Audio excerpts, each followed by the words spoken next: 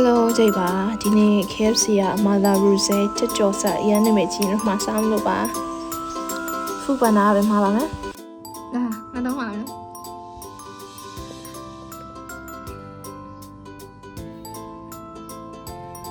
你蒙太的，ဘယ်တော့မှပြောမနေမဖြစ်ဘူး 太热了嘛。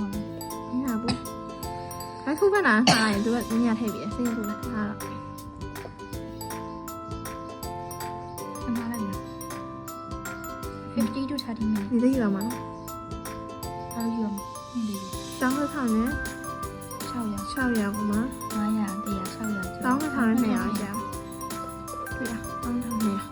对面。是啊。ပါဆယ်ရောက်လာပါပြီ။ပါဆယ်ယူကကျွန်မတောင်းဝင်ဖြစ်သွားတယ်ပေါ့နော်။အဲဒီညီမကကျတော့ထမင်းကိုတင်မယ်တောင်းဝင်ပေါ့။